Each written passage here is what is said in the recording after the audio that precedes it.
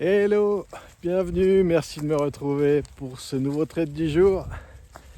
Aujourd'hui, on va parler obligations, on va parler taux et plus précisément, on va regarder le 30 ans Treasury américain. Il offre une opportunité intéressante suite à la volatilité des derniers jours. Comme je vous l'ai dit, c'est un futur sur bonds US, c'est d'une durée de 30 ans les bonds. Et on part sur une stratégie de put credit spread. Au niveau du sous-jacent, il s'appelle Treasury Bond, à ne pas confondre avec le Treasury Note, c'est pour une question de durée. Le Treasury Bond est sur une durée de 30 ans. Le symbole, c'est ZB. On le verra sur des options, c'est un multiplicateur de 1000. Et il y a une petite subtilité encore, c'est en 64e pour les options et en 32e pour le futur. C'est un héritage du passé et il existe encore quelques cotations à l'ancienne. Mais les applications font la transformation pour nous et c'est un détail juste à connaître.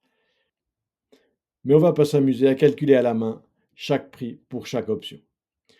La stratégie put credit spread, on verra, il n'y a que deux jambes pour cette stratégie. Les attentes, c'est neutre à positif, neutre à bullish. Pour le delta, on est aux alentours de 20. Et la durée du trade, c'est la durée de l'option qu'on va sélectionner, c'est 22 jours. Pour l'entrée, je vous montrerai sur le graphique, on est en survente, on est en bas de la troisième bande ATR. Un possible rebond peut être attendu, mais le but, c'est de prendre suffisamment de marge pour augmenter notre probabilité de succès. Et la sortie, sur cette opération, je vous propose d'attendre l'échéance et d'encaisser 100% de la prime. On peut, pour des raisons de sécurité, se mettre à 50% et sortir plus rapidement. Mais le gros avantage actuellement, c'est que la volatilité est très élevée sur ce sous-jacent. Au niveau du risque, on est à 406 $ de risque par tranche. Le capital minimum pour entrer en position que je conseille, c'est 10 000 $, ce qui nous expose à 4% du capital, ce qui est considéré comme agressif. 2% serait plus conservateur, mais 4% du capital avec un compte de trading paraît tout à fait approprié. Le capital requis par opération, c'est le montant du risque maximum, 406 $. La valeur de la stratégie, elle est de 94 $. Je vous parlais de 64e. On le verra au niveau du prix de la stratégie, on est à 0,0664e. On le multiplie par 1000, ça nous donne 94 $ au crédit. Ça, c'est 94 $ que nous allons encaisser en entrée de position. Le gain, je vous l'ai dit, l'objectif, c'est 100% de prime encaissée.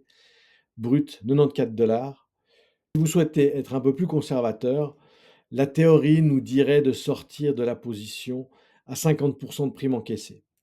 Mais là, au vu de la configuration graphique et de la volatilité actuelle des bonds, j'estime que le risque est tout à fait mesuré. Le courtage, 5 $ à l'entrée pour les deux jambes, la taxe 2,34 à l'entrée et à la sortie, si vous deviez sortir à 50%. Et le gain net à 100% de prime encaissée de 86,40 $, soit un retour sur marge de 21%. On part sur notre chaîne d'options. Le symbole, c'est ZB. On voit que le rang de volatilité implicite est à 101,80. On a une volatilité très très haute sur les bonds. On a eu beaucoup de mouvements sur les taux. J'ai déterminé une durée de 22 jours pour le trade. Ça nous amène au 22 novembre. Et j'ai déterminé le niveau de 113. On verra sur le graphique pourquoi 113. Ça nous donne un delta aux alentours de 20. Donc 113, on vend un put et on verrouille le put vendu avec un achat de put. Juste la limite en dessous, on arrive, comme je vous l'ai dit, à 0,0632e. Ça nous donne 94 $ de prime encaissée pour un risque maximum de 406,25 $. Voilà la courbe du credit spread. Alors pourquoi credit spread? Parce qu'on encaisse 94 $. C'est la prime qu'on souhaite conserver dans l'entier à l'échéance. Et c'est un spread puisque nous avons un short put et un long put pour nous déterminer le risque. Le risque maximum, il est une fois que nous avons franchi la barrière du long put inférieur plus la prime encaissée, et là, on arrive à 406 de risque maximum. Au niveau graphique, on peut observer que depuis mi-septembre, la valeur des obligations américaines à 30 ans a fortement baissé. Et à titre de comparaison, on peut regarder l'évolution du taux à 10 ans. Le taux à 30 ans sera pareil.